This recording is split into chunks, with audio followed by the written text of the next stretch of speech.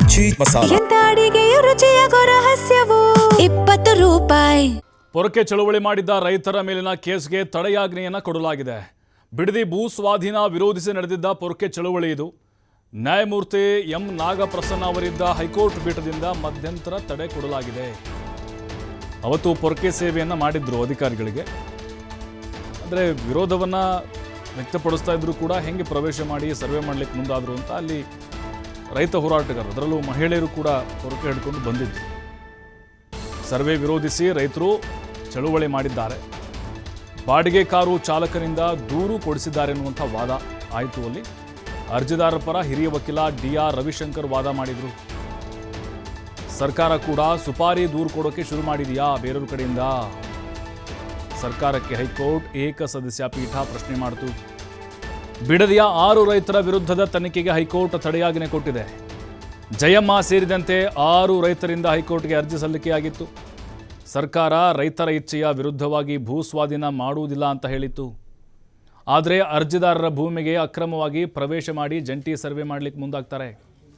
ನಗರದ ಗಡಿ ಭಾಗದಲ್ಲಿದ್ದ ಮಾತ್ರಕ್ಕೆ ಜಮೀನು ಬಿಟ್ಟು ಕೊಡಬೇಕೆಂದಿಲ್ಲ ಅಂಥೇಳಿ ಈಗ ಆ ರೈತರ ಪರವಾಗಿ ವಾದವನ್ನು ಮಾಡಲಾಗಿದೆ. ಸರ್ಕಾರಕ್ಕೂ ಕೂಡ ಈ ಸಂದರ್ಭದಲ್ಲಿ ಚಾಟಿಯನ್ನು ಬೀಸಿದೆ ಹೈಕೋರ್ಟು. ಅವತ್ತು ಪೊರಕೆ ಚಳವಳಿಯನ್ನು ಮಾಡಿ ಅವತ್ತು ಮಹಿಳೆಯರೇನಿದ್ದಾರೆ ಆವೇಶದಲ್ಲಿ ಬಂದು ಅಧಿಕಾರಿಗಳಿಗೆ ಆ ಪೊರಕೆಯಿಂದಲೇ ಚಳಿ ಬಿಡಿಸುವಂಥ ಕೆಲಸವನ್ನು ಮಾಡಿದರು. ಹಿರಿಯ ವಕೀಲ ರವಿಶಂಕರ್ ಅವರು ಅರ್ಜಿದಾರರ ಪರ ವಾದವನ್ನು ಮಾಡಿದರು. ಜಯಮ್ಮ ಸೇರಿ 6 ಜನ ರಿಟ್ ಹಾಕಿದರು ಹೈಕೋರ್ಟ್ಗೆ. ಬಟ್ ಈಗ ತಡೆಯಾಜ್ಞೆಯನ್ನು ಕೊಟ್ಟಿದೆ. ಅವ್ರ ವಿರುದ್ಧ ಕ್ರಮವನ್ನು ಅಥವಾ ತನಿಖೆಯನ್ನು ಮಾಡಬಾರ್ದು ಅಂಥೇಳಿ ಒಂದು ಮಹತ್ವವಾದಂಥ ಆದೇಶ ಇದು.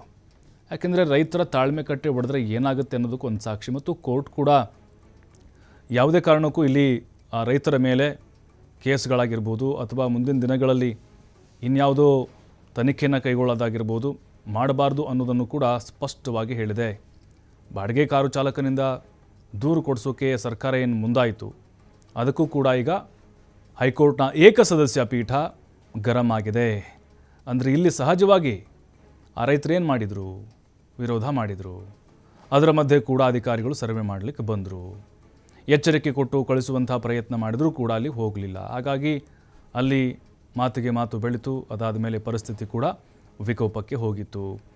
ರೈತರೇನಾದರೂ ಅಲ್ಲಿ ಬೆಂಕಿ ಹಚ್ಚುವಂಥ ಕೆಲಸ ಮಾಡಿದ್ರಾ ಅಥವಾ ಕಲ್ಲು ಹೊಡೆದ್ರಾ ಅಥವಾ ಇನ್ನೇನಾದರೂ ವಿಧ್ವಂಸಕ ಕೃತ್ಯಗಳನ್ನು ಮಾಡಿದ್ರಾ ಅಥವಾ ಪೊಲೀಸ್ ಜೀಪ್ಗಳನ್ನು ಧ್ವಂಸ ಮಾಡಿದ್ರಾ, ಸಾರ್ವಜನಿಕ ಆಸ್ತಿ ಪಾಸ್ತಿ ಹಾನಿ ಮಾಡಿದ್ರಾ? ಏನು ಮಾಡಿಲ್ವಲ್ಲ.